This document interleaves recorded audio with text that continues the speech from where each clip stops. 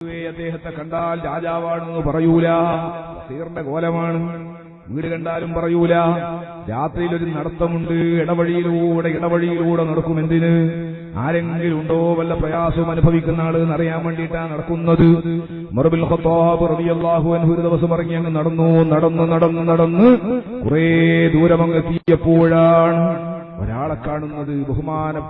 ഒരു അറാബിയായ മനുഷ്യൻ തീ കത്തിക്കുന്നു. വഴിവക്കിൽ ഇങ്ങനെ തീ കത്തുകയാണ്. ഇലകളും മരങ്ങളൊക്കെ കൂട്ടിയിട്ട് തീ കത്തിക്കുകയാണ്. ഉമർ ബിൻ ഖത്താബ് റളിയല്ലാഹു അൻഹു മനുഷ്യന്റെ അടുക്കലേക്ക് പോയിട്ട് വെച്ച്, നിങ്ങൾ എന്തിനാ തീ കത്തിക്കുന്നത് പാതിരാ സമയത്ത്? ഇയാൾ പറഞ്ഞു, നിങ്ങളത് ചോദിക്കാൻ ആരാ? നിങ്ങൾക്കത് ചോദിച്ചിട്ടെന്താ കാര്യം? നിങ്ങളെ കണ്ടാൽ ഒരു ഫക്കീറിന്റെ കോലത്തിൽ, യാചകന്റെ കോലത്തിലാ ഉള്ളത്. നിങ്ങൾക്ക് തരാൻ എന്റെ കയ്യിൽ ഒന്നുമില്ല, നിങ്ങൾക്ക് തിരിച്ചു പോകാം. ഉമർ ബിൻ ഖത്താബ് തങ്ങൾ പിന്നെയും ചോദിച്ചു, നിങ്ങൾ എന്തിനാ കത്തിച്ചത് എന്നാ ചോദിച്ചത്? ഞാൻ ആരെങ്കിലും ആകട്ടെ. ഇയാൾ പറഞ്ഞു, ചോദിച്ചുകൊണ്ട് പറയാ, എന്റെ വീട് 2 മലകൾക്കപ്പുറത്താണ്. 2 മലകൾക്കപ്പുറത്താണ് ഞാനും ഭാര്യയും താമസിക്കുന്നത്. പണിയുമില്ല, കൂലിയുമില്ല, വേലയുമില്ല, ഒന്നുമില്ല, പട്ടിണിയിലാണ് അധികവും. മദീനയിൽ നിന്ന് ഉമറിന്റെ ഗവൺമെന്റ് മാസത്തിൽ ഞങ്ങൾക്ക് റേഷൻ തരാറുണ്ട് ഞങ്ങളുടെ നാട്ടുകാർക്ക്. അതുകൊണ്ടാണ് കാര്യങ്ങൾ അല്പമെങ്കിലും നടന്നു പോകുന്നത്. റേഷൻ കഴിഞ്ഞിരിക്കുന്നു, എന്റെ ഭാര്യ ഗർഭിണിയാണ്, പ്രസവത്തോടടുത്ത സമയമാണ്.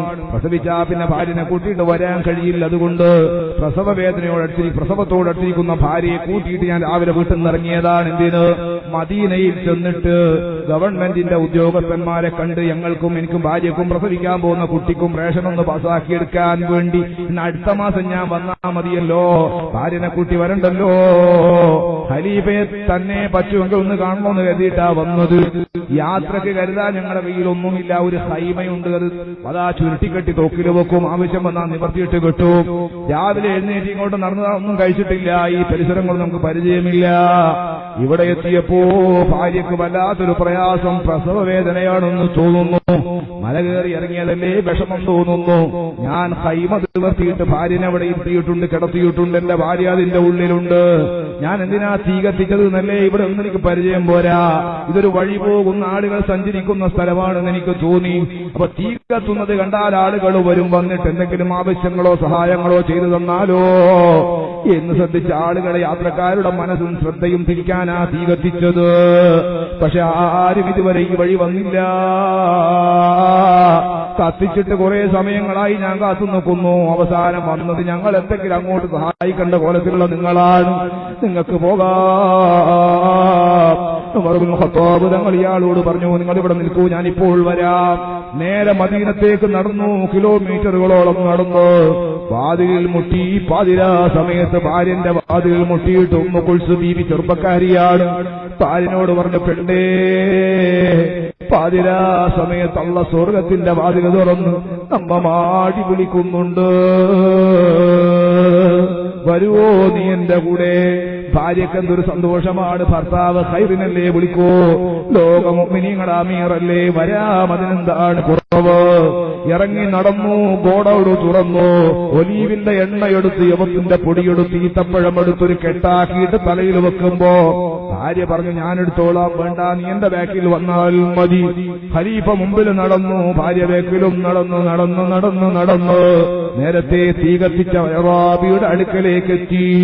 അടുത്തെത്തിയപ്പോ ബഹുമാനപ്പെട്ട അമീറുൽ മുഅ്മിനീൻ ഉമർ ബിൻ ഖത്താബ് തങ്ങൾ ഭാര്യയോട് പറഞ്ഞു, പെണ്ണേ, നിന്നെപ്പോലൊരു പെണ്ണ് പ്രസവ വേദന കൊണ്ട് ആ ഹൈമയിൽ നിന്ന് പ്രയാസപ്പെടുന്നുണ്ട്. നീ അവൾക്ക് വേണ്ട ശുശ്രൂഷ ചെയ്തു കൊടുക്കൂ. ഞാൻ ആ പാവപ്പെട്ട മനുഷ്യന് റൊട്ടിയിട്ട് കൊടുക്കട്ടെ. വെള്ളമെടുത്തു കൊണ്ടുവന്നു. പൊടി കുഴച്ചു, കല്ലിന്റെ മേലെ വെച്ച് പരത്തിയിട്ട് റൊട്ടിയാക്കിയിട്ട് തീ കായിക്കുകയാണ്. എണ്ണ പുരട്ടിയിട്ട് ഈത്തപ്പഴം വെച്ചിട്ട് റൊട്ടി അതാ അറാബിന്റെ കയ്യിൽ കൊടുക്കാൻ ഒരു റൊട്ടി രണ്ടാമതും പഴുക്കുകയാണ്. ഒരു റൊട്ടിയുടെ പകുതി ഭാഗം അങ്ങ് തിന്നു തീർന്നപ്പോ അറാബി ഇങ്ങനെ ആലോചിക്കാൻ, ആരായിരിക്കും മനുഷ്യൻ ഭാര്യനെയും കൂട്ടി വന്നിട്ട് ഖിദ്മത്ത് ചെയ്യുന്ന ആളാരായിരിക്കും? ഇതുവരെ ചോദിച്ചില്ല, വിശപ്പ് കൊണ്ടാണ്.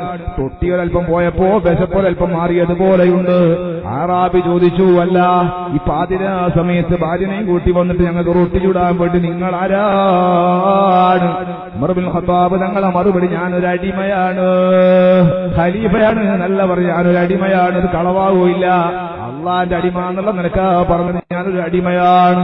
ഉടനെ വന്നു ഇയാളെ ചോദ്യം, അടിമകൾക്ക് രാത്രി യാത്രാ സൗകര്യമില്ലല്ലോ, അവർക്ക് സഞ്ചാര സ്വാതന്ത്ര്യമില്ലല്ലോ, രാത്രി അടിമകൾക്ക് പുറത്തിറങ്ങിക്കൂടല്ലോ. എന്റെ യജമാനൻ പാതിരാക്കായാലും ഏത് സമയത്തായാലും നല്ല കാര്യങ്ങൾക്ക് വേണ്ടിയൊക്കെ പുറത്തിറങ്ങി നടക്കാൻ സമ്മതിച്ചിട്ടുണ്ട്. അപ്പൊ ഇയാൾ ചോദിക്കുക, അപ്പൊ നിങ്ങളെ യജമാനൻ, നിങ്ങളെ മുതലാളി വളരെ നല്ലവനാണല്ലേ? അതേ, എന്റെ യജമാനം വളരെ വളരെ കൃപാലുവാണ്, ദയാലുവാണ്, കാരുണ്യവാനാണ്. എന്റെ യജമാനൻ വളരെ റഹ്മത്തുള്ളവനാണ്. നിങ്ങളെ നാടെവിടെയാണ്? അറാബിന്റെ ചോദ്യമാ. ഖത്താബ് തങ്ങളെ മറുപടി, എന്റെ നാട് മക്കയിലാണ്. നിങ്ങൾ എങ്ങനെ മദീനയിൽ വന്നത്? അതെന്റെ യജമാനൻ പറഞ്ഞിട്ട് മാറി താമസിക്കുന്നതാണ്. പിന്നെ ഇയാൾ ചോദിക്കുന്നത്, നിങ്ങൾ മുഹമ്മദ് നബിയെ കണ്ടിട്ടുണ്ടോ?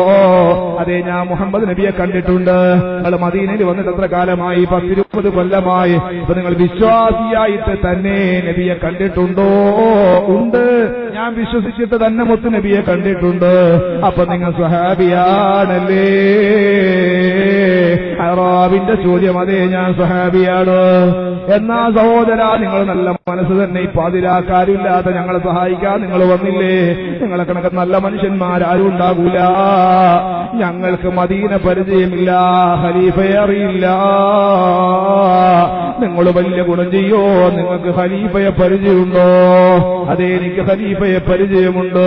എന്നാ സഹോദരാ, ഞങ്ങൾക്ക് ഖലീഫയെ പരിചയം എനിക്ക് തീരെ അറിയില്ല. എന്റെ നാട്ടുകാരൊക്കെ ഖലീഫയെ പറ്റി പറയുന്നത് അയാൾക്ക് പെട്ടെന്ന് ദേഷ്യം പിടിക്കുന്ന ആളാണ്. മൂക്കിന്റെ മുമ്പിലാണ് അയാൾക്ക് ദേഷ്യമുള്ളത്. ഒന്ന് പറഞ്ഞ് തെറ്റിയാ രണ്ടാമത് തലവെട്ടിക്കളയുന്ന ആളാണ്. വല്ലാതെ കടുപ്പമുള്ള സ്വഭാവമാണ്. ഒരു കാരുണ്യം കാണിക്കാത്ത പദമില്ലാത്ത മനുഷ്യനാണ്. ഞാൻ ഭാര്യയും കൂട്ടി നാളെ പോയിട്ട് ഇഷ്ടപ്പെട്ടില്ലെങ്കിൽ ചിലപ്പോ എന്നെ ഇട്ട് കൊന്നുകളയും. എനിക്ക് പേടിയാകുന്നുണ്ട്. എന്റെ നാട്ടുകാരൊക്കെ അങ്ങനെയാണ് അദ്ദേഹത്തെ കുറിച്ച് പറയുന്നത്. എനിക്കറിയില്ല. നിങ്ങളൊരു കാര്യം ചെയ്യോ, ഞങ്ങളുടെ അവസ്ഥ നിങ്ങൾക്കറിയില്ലേ? ഖലീഫയെ നിങ്ങൾക്ക് പരിചയമുണ്ട് എന്നല്ലേ പറഞ്ഞത്? നിങ്ങൾ ഖലീഫയോട് ഞങ്ങളെ കാര്യമൊന്ന് റെക്കമെൻഡ് ചെയ്യുമോ? ഉമർ ബിൻ ഖത്താബ് റളിയല്ലാഹു അൻഹു ആ സമയത്ത് ഇങ്ങനെ തീയൂരി കരയുകയാണ്. യസ്തഖ്ബിലുൻ നാര ഖൗഫൻ നാരി ഫീ ഗദീ والعين من خشيات سالت ماقيها. നാളാഹുറത്തിൽ തീ വരാനുണ്ട്, നരകം വരാനുണ്ട്. ആ നരകത്തെ പൊടിച്ചു ദുനിയാവിൽ നിന്ന് അറാബിക്ക് തീയൂതി റൊട്ടിയിട്ട് കൊടുക്കുകയാണ്. ആലോചിക്കാണ്, റബ്ബേ, എന്തൊരത്ഭുതമാണ് ഈ നാട്ടുകാര് പറയുന്നത്.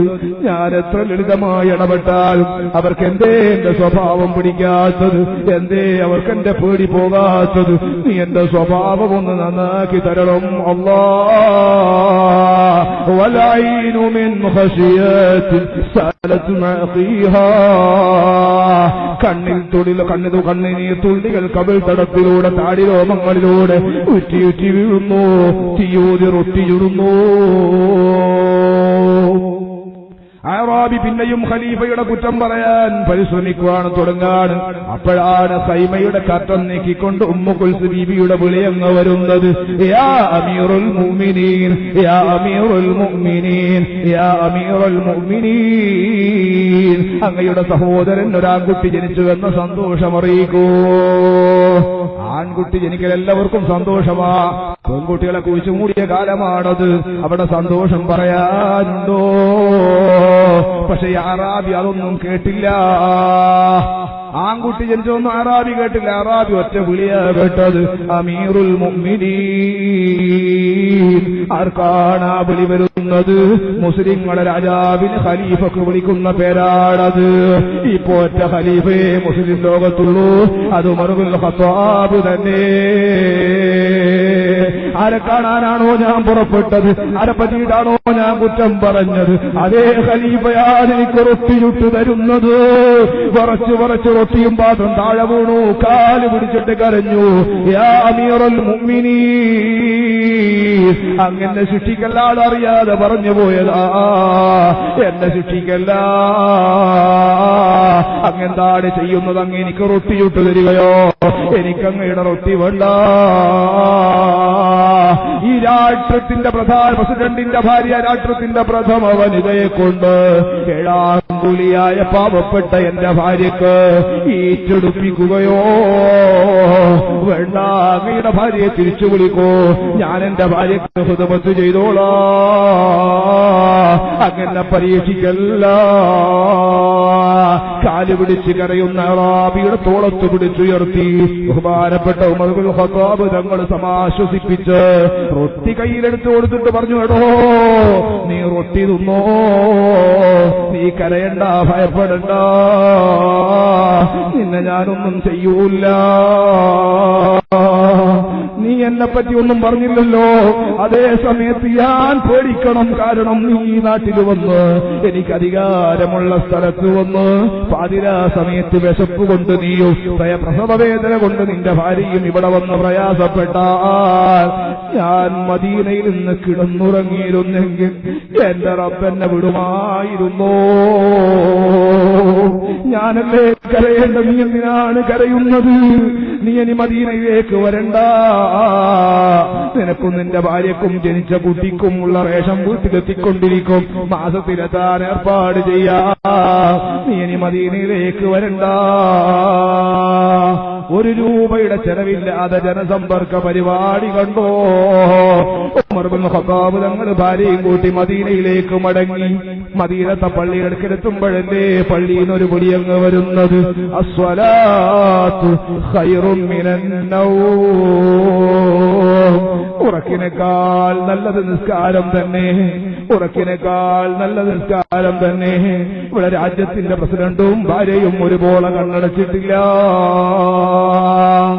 നിസ്കരിക്കാ പള്ളിയിലേക്ക് കയറി മിഹ്റാബിലേക്ക് കയറുമ്പോഴാണ് താടിരോമത്തിൽ നിന്നൊക്കെ പുക ഇങ്ങനെ വരുന്നത്, മുഖത്ത് പൗടതാ വെണ്ണീര് കാണുന്നത്. ബഹുമാനപ്പെട്ട അലി ഇബ്നു അബീ താലിബ് തങ്ങളുടെ ചോദ്യം, എന്തേ അമീറുൽ മുഅ്മിനീൻ മുഖത്ത് രോമങ്ങൾക്കൊക്കെ താടിയിലൊക്കെ പുക കാണുന്നത്?